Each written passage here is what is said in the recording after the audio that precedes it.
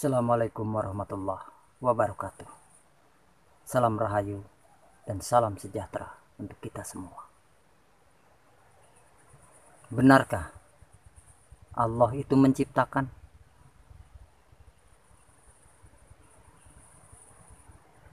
Dan bagaimanakah cara Allah menciptakan? Cara kita bersudut pandang tentang Allah, tentang bahasa Allah menciptakan.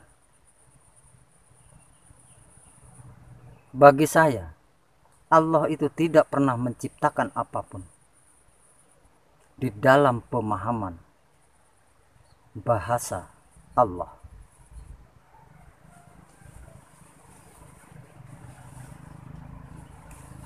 Tidak seperti yang kita bayangkan.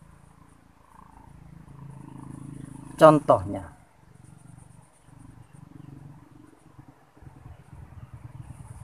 B.J. Habibie menciptakan pesawat.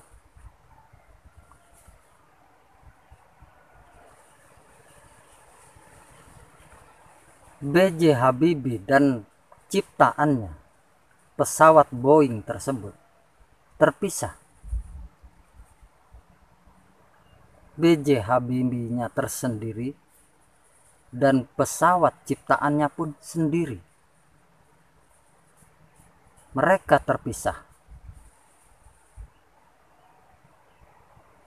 Tidak bersama, tidak bersatu, tidak di dalam satu kesatuan. Tapi coba kita lihat di dalam bahasa.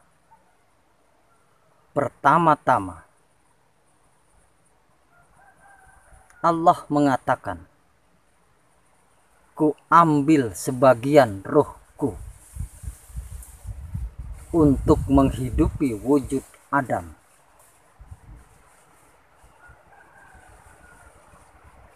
Bukankah di sini Allah tidak mengatakan diciptakan, aku menciptakan ruh untuk menghidupi wujud Adam. Tapi di sini sebagian ruhnya yang diambil untuk menghidupi wujud Adam. Kan tentu berbeda dengan kata cipta.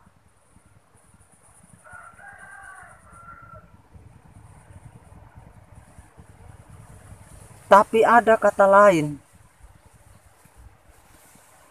Tidak kuciptakan alam semesta dan seisinya kalau tidak karena Nur Muhammad. Nah, di sini Allah mengatakan cipta.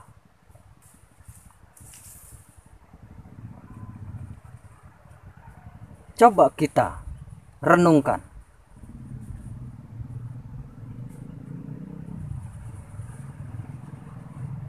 Setelah ku ambil sebagian ruhku untuk menghidupi wujud Adam, berarti kalau satu, Allah itu satu, berarti Allah itu menjadi dua bagian. Karena yang sebagiannya dia sendiri mengambil, memisahkan untuk bisa menghidupi.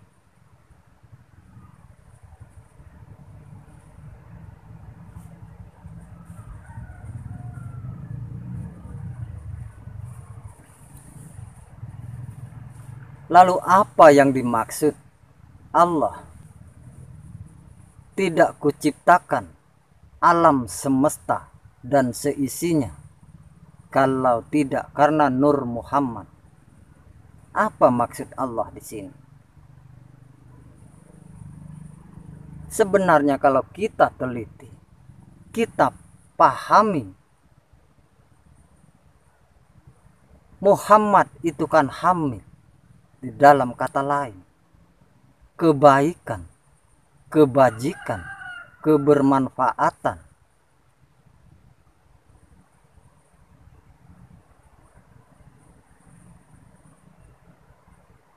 berarti Allah itu tidak mengambil dirinya sendiri, bagian dari rohnya sendiri, hanya untuk kebaikan, hanya untuk kemanfaatan, hanya untuk kebajikan, hanya untuk kemaslahatan untuk seluruh makhluk, tanpa terkecuali.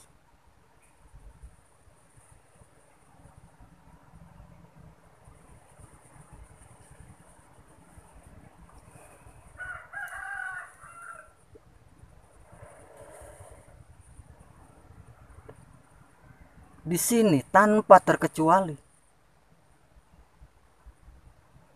Ini dibawa ke Hindu bisa, ke Buddha bisa, ke Konghucu bisa, ke Nasrani bisa. Kenapa? Karena kita semua diberadakan di muka bumi ini hanya untuk kebajikan, hanya untuk saling memberikan manfaat yang bermanfaat. Hanya itu. Tanpa kita harus saling menyalahkan satu sama lain.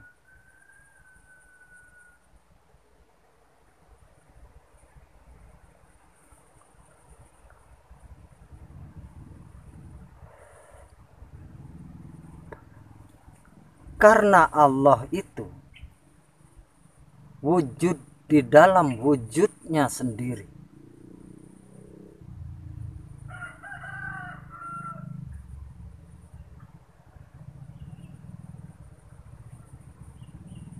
Wujudnya sendiri itu mana?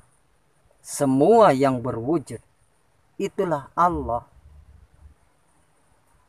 Jawabannya la ilaha illallah. Tiada yang ada terkecuali Allah.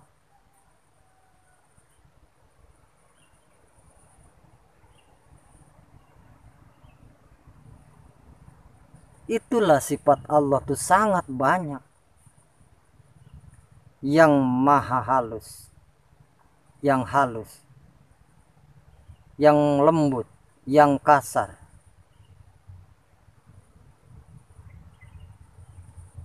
yang besar, yang maha besar.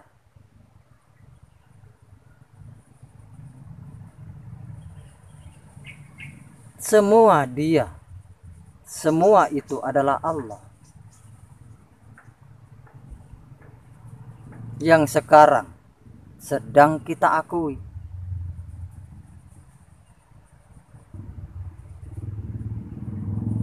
Sekarang ini sedang kita akui. Kenapa? Karena kita belum sadar. Hanya itu. Hanya karena kita belum sadar akan diri.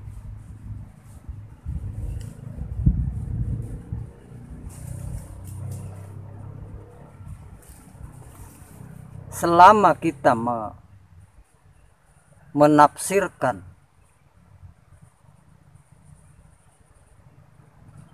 dalam kata Allah menciptakan, seperti B.J. Habibie menciptakan pesawat, kita tidak akan pernah bisa bertemu dengan wujudnya Allah.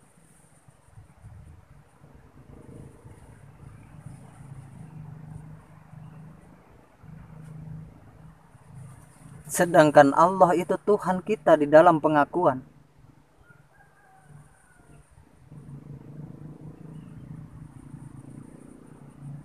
Sedangkan Allah itu wujud.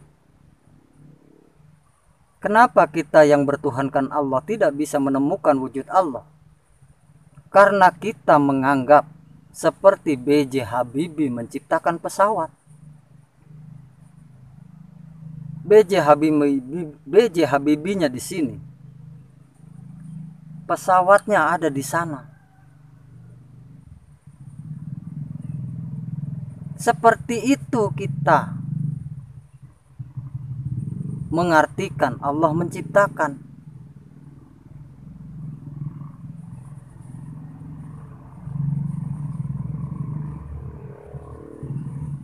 Jadi yang diciptakannya di sini, Allahnya di sana.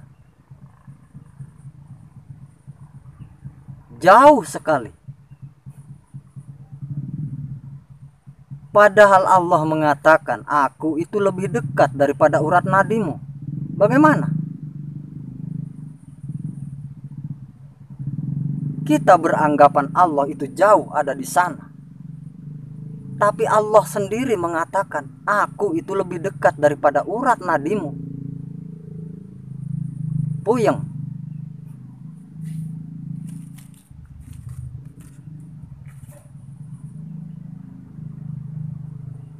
Allah itu maha kuasa, saudara dan saudariku. Maka akalmu takkan bisa, takkan pernah mampu menjangkau itu. Karena yang bisa menjangkaunya adalah kesadarannya sendiri.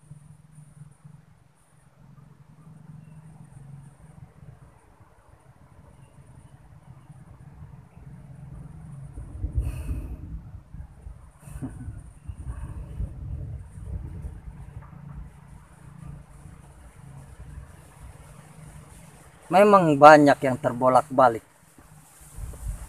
Terkadang kita bingung, tapi ketika kita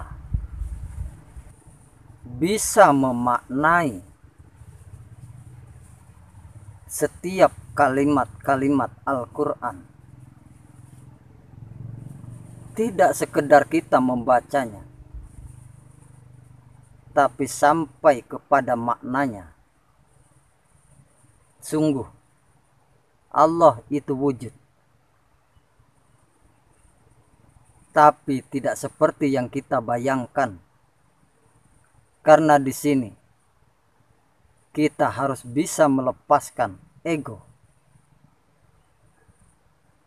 dan arogan kita.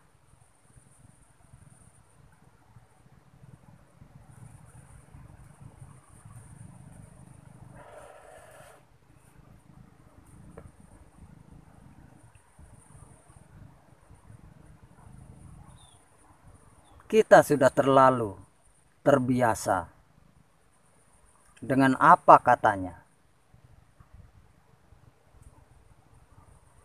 Kenapa bisa menjadi apa katanya dan selalu menjadi apa katanya, dan katanya? Karena kita hanya membaca dan selesai.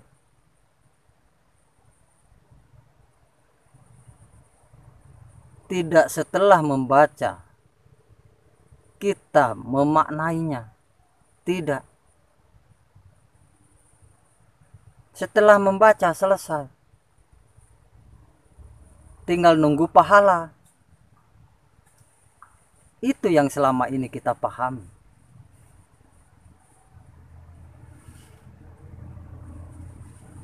Kita selalu pamrih.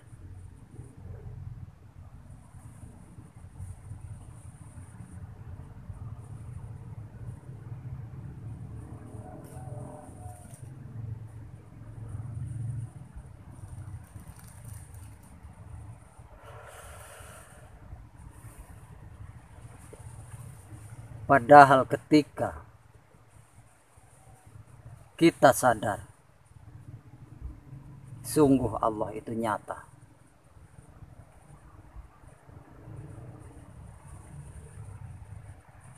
Bagaimana tidak? Orang Allah sendiri mengatakan aku itu wujud.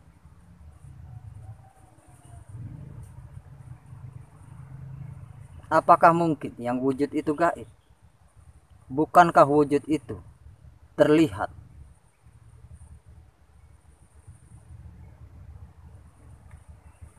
Jelaskan, yang namanya wujud itu terlihat. Lalu bagaimana kita memahami Allah itu wujud? Seperti apa?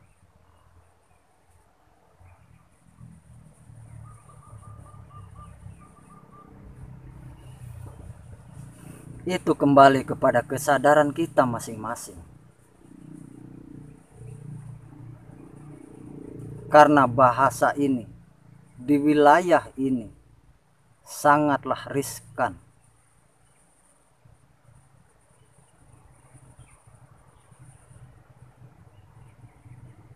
Ketika terdengar oleh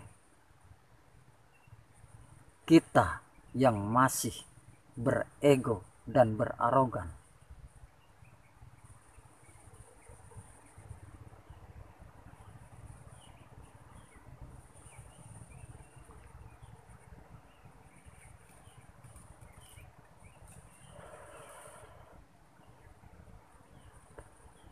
Banyak dari kita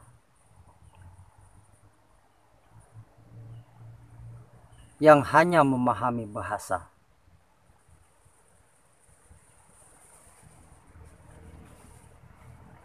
dan terhenti di dalam bahasa.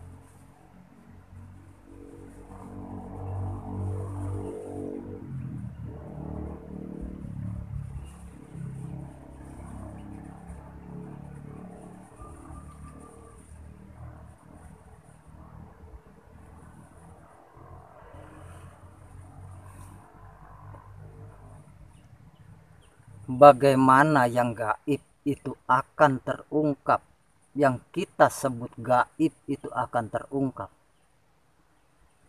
ketika kita terhenti di dalam bahasanya.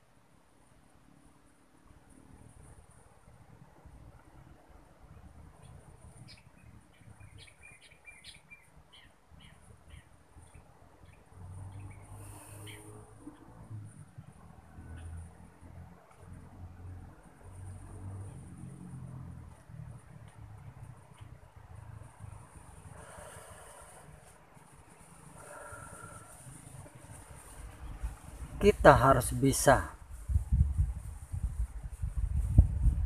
menyadari apa yang kita baca.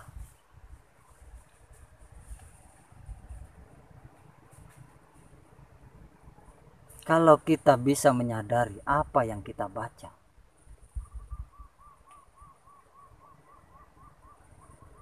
kegaiban itu akan terungkap. Ketika kegaiban Allah itu terungkap, kita sadar, kita akan sadar bahwa perbedaan itu memang diberadakan. Perbedaan itu indah. Adanya Hindu, Buddha, Nasrani, Konghucu, Islam. Indah perbedaan itu ketika kita sadar. Bukanlah halangan.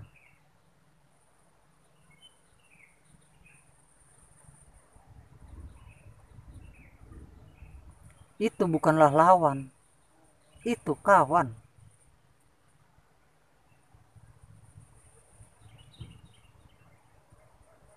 Kawan yang sedang sama-sama menuju kepada Tuhan. Kepada Tuhan. Yang labelnya berbeda-beda. Yang mereknya berbeda-beda. Tapi satu juga kan namanya Tuhan.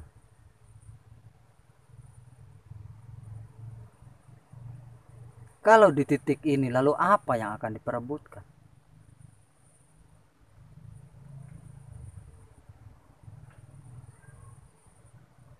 Tapi itu salah.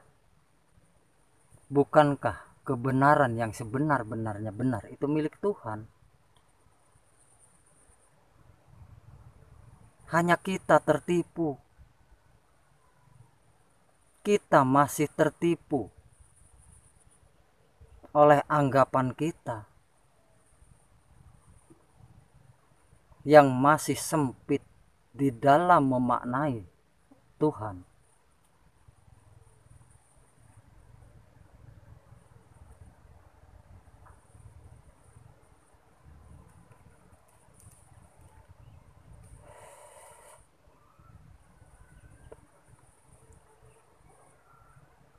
Sehingganya pola pikir kita pun menjadi sempit.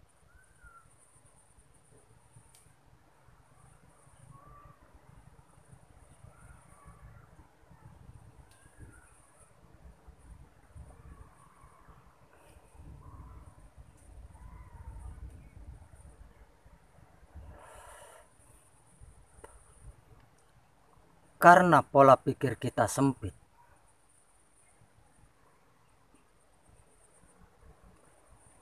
Ruangan itu sempit. Ketika kita berada di dalam ruangan yang sempit, ke depan mentok, ke kiri mentok, ke belakang mentok, ke kanan mentok, karena kita berada di ruangan yang sempit.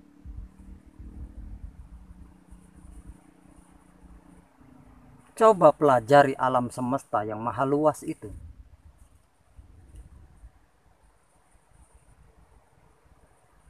Karena disitulah Sang Maha berada.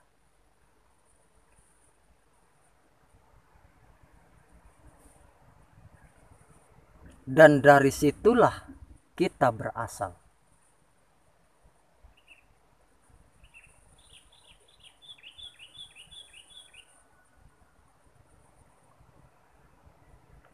Di alam ada angin, di alam ada api, di alam ada tanah, di alam semesta ada air. Coba perhatikan di dalam wujud kita yang kecil ini, ada apa tidak keempat unsur tersebut?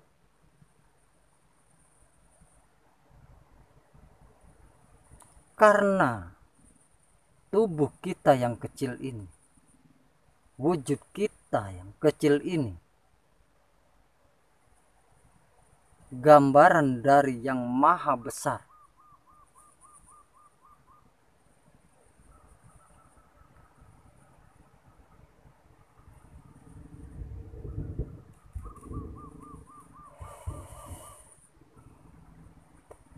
Yang sudut pandangnya tidak sempit, yang pemahamannya tidak sempit,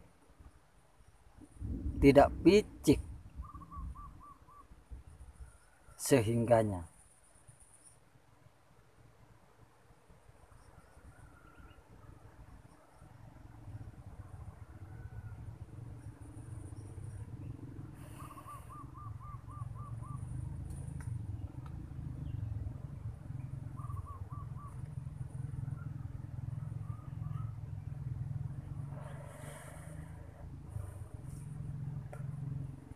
tahukah kita, sadarkah kita ketika Allah mengatakan, ku ambil sebagian ruhku, lalu yang sebagiannya kemana? Apakah di langit ketujuh?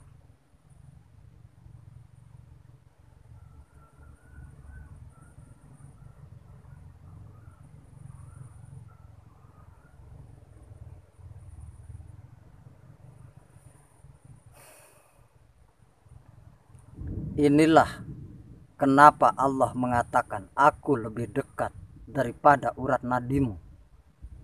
Ingat saudara dan saudariku, saya gambarkan, Allah itu tadinya satu kesatuan.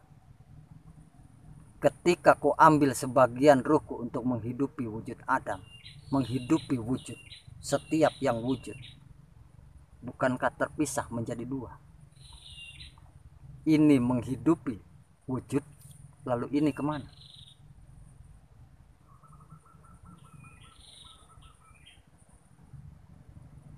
Ini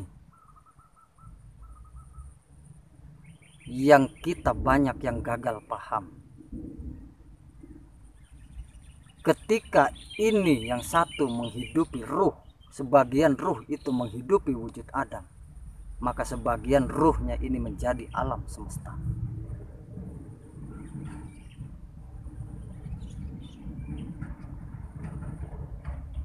Ketika yang sebagian ini menjadi alam semesta, sari-sari dari alam semesta inilah yang dibuat wujud. Makanya Allah mengatakan, aku lebih dekat daripada urat nadimu, karena sesungguhnya kamu itu tidak ada. Kamu itu hanyalah pengakuan. Kamu itu hanyalah ego, pamrih, dan arogan.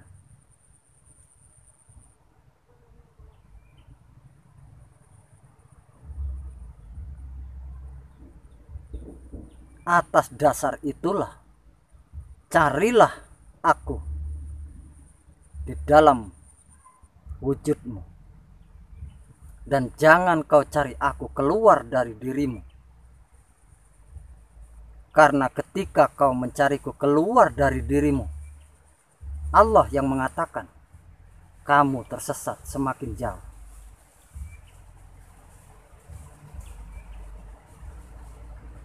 Tentu kita tahu kalimat Allah yang satu itu. Makanya ketika kita ingin mengenal, ingin mencari Allah, kenali diri kita. Karena sesungguhnya wujud ini adalah sebagian Allah yang menjadi alam semesta. Menjadi 4 anasir, 4 unsur anasir. Air, api, angin, dan tanah. Bukankah kita bangsa manusia tercipta dari 4 unsur ini? Dari sari-sari unsur ini. Inilah Allah yang kita cari.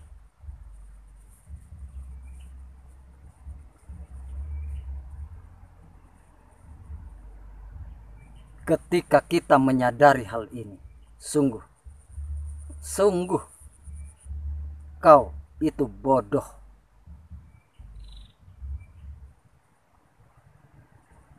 Bukankah Allah mengatakan, kenali dirimu maka kau kenal aku. Ketika kau kenal aku, kamu itu bodoh. Bahkan bukan hanya sekedar bodoh bagi saya. Karena pengakuan itu sudah tidak ada. Karena sesungguhnya kita itu tidak ada. Yang ada hanyalah Allah.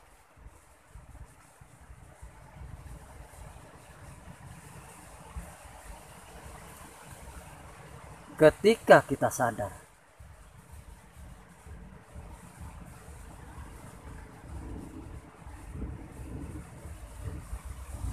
inilah sekelumit, secuil kabar yang saya sampaikan. Sekiranya tidak ada yang menyinggung, dan jangan ada yang tersinggung, apalagi tersakiti dengan apa yang saya katakan. Ketika ada yang tersinggung, ketika ada itu, berarti kita masih berego dan masih berarogan. Wassalamualaikum warahmatullahi wabarakatuh. Salam sejahtera, salam kebajikan, dan salam semua yang ada di bumi untuk alam semesta. Dan salam rahayu untuk kita semua.